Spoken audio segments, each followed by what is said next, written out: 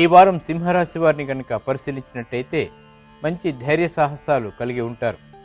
గతంలో ఏర్పడినటువంటి విఘ్నాలు తొలగిపోతాయి. ప్రతి రంగం వారికి కూడా ప్రోత్సాహకరమైనటువంటి వాతావరణం ఏర్పడుతుంది.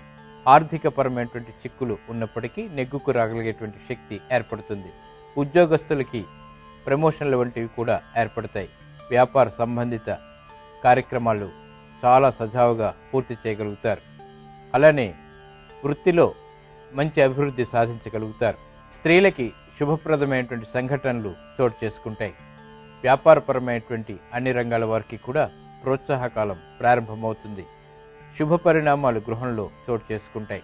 ఇక ఈ సింహరాశి వారికి ఈ వారం ప్రతికూల గ్రహాన్ని కనుక పరిశీలించినట్టయితే కేతు గ్రహం. కాబట్టి ఈ కేతువు ఆకస్మిక ఫలితాలను ఇవ్వటంలో చాలా సమర్థుడు.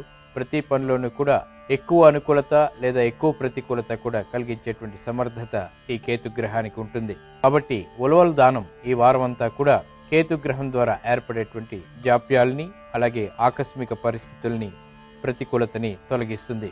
ఓం నమో నారాయణాయ అనేటువంటి మంత్రం సింహరాశి వారికి ఈ వారమంతా కూడా స్మరించినట్టయితే ఉత్తమమైనటువంటి ఫలితాలు ఏర్పడమే కాకుండా శుభ పరిణామాలు అన్ని రంగాల వారికి కూడా చోటు చేసుకుంటాయి. ఇక ఈ వారం సింహరాశి వారు చేపట్టవలసినటువంటి కార్యక్రమాలను కనుక పరిశీలించినట్టయితే నూతన ప్రయత్నాలు అన్ని రంగాల వారికి కూడా అభివృద్ధిని తెచ్చిపెడతాయి.